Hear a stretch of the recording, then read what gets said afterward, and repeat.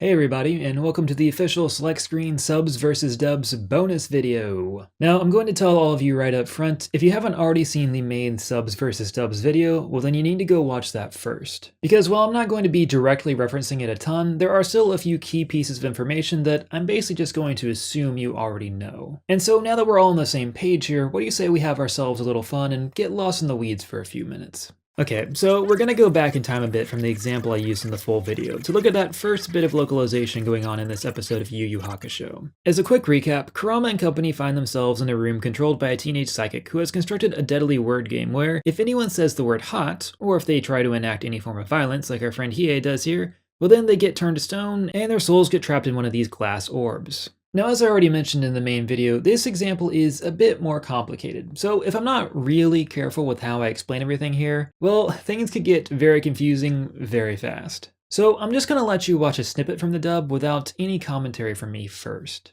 That's fine. Just pour it over ice and we can share with each other as long as we have 2 straws.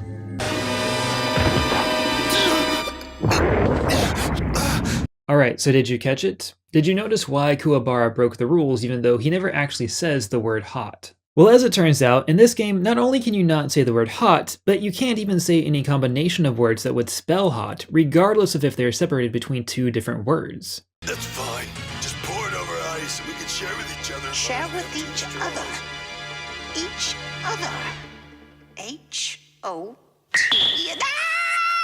So this is certainly a clever twist on what, at first, seems like a pretty easy rule to not break. But now that we've gone over how the dub portrays this scene, let's take a closer look at how the subtitle version handles this same scenario. Well, much like the word game that comes later in the episode, there isn't much that got changed here either. The word they're not allowed to say is still hot, but the reason as to why Kuwabara accidentally breaks the rules is a bit different this time around.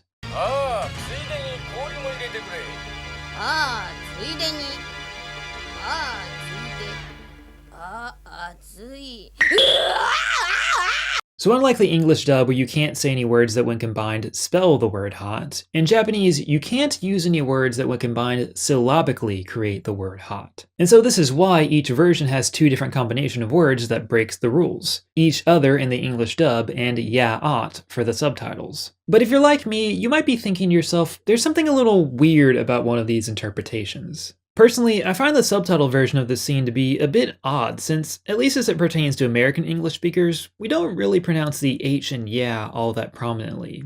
Yeah-ot, yeah-hot, yeah-hot. This kind of just feels like another one of those creative changes that is definitely a bit messy, but at the same time, it's probably also about as good a job as they could have done considering the circumstances. I mean, that is if you're trying to stick as close to a literal translation of Japanese, of course. But since we're already halfway down this road, why don't we dive in a little deeper into the specifics of how, at least in my mind, the scene was actually improved in the dub. Which also means we get to pick up with our impromptu Japanese 101 lesson from earlier. Yay, knowledge! Also, all the disclaimers about me not being fluent in Japanese, they still definitely apply here. Okay, so based off everything we learned about how the Japanese alphabet works, it should be pretty easy to understand why translating words from Japanese into English doesn't exactly work like a simple replacement cipher. For example, in Japanese the word for hot is atsui, which is spelled with 3 characters, a, tsu, and i. But it is important to know, while hot is spelled with only 3 letters in each language, that doesn't also mean that they're direct equivalents to each other. Like for instance, in Japanese the word for cold is samui, spelled once again with just 3 characters, but obviously in English we spell cold using 4 letters. So it really was just a matter of coincidence that the spelling of the word hot in each language managed to line up in this particular way. Furthermore, this isn't actually even the only way you can spell the word hot in Japanese, which leads me to probably the biggest thing I intentionally decided to gloss over in the main video, that being that hiragana is actually not the only alphabet that Japanese uses. For starters, there's also katakana, which functions basically the same as hiragana in that it consists of all the same syllables but uses different characters to represent them. So in katakana, hot is actually spelled like this.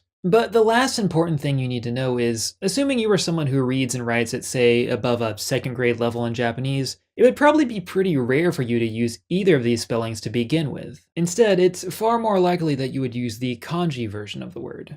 Kanji basically functions as a compound character, which combines multiple syllables into just one symbol. So keeping all that in mind, the most common way to actually spell hot in Japanese is actually this. Well, I mean, technically you would only use that spelling if you were talking about the air temperature, such as, boy, it sure is hot outside. But if you were talking about the temperature of an object, such as, be careful, the stove is hot, well then you would actually use this spelling. So that's now 4 different combinations of characters, all of which still spell the word hot in Japanese. And so now, if we look back at this episode with all this wonderful new information we've now acquired, hopefully it makes more sense as to why the rules for this game in Japanese are based on syllables and not letters. Because while you may be able to spell the word many different ways in Japanese, when you actually say the word out loud, it's always going to be the same 3 syllables: a, tsu, and i. And thus, this was ultimately the right creative choice to make, because it's the far simpler option, and after all, this is still a cartoon aimed at a primarily younger audience. And so oddly enough, that's also why I can make the argument that out of these 2 different translations between the dub and the sub,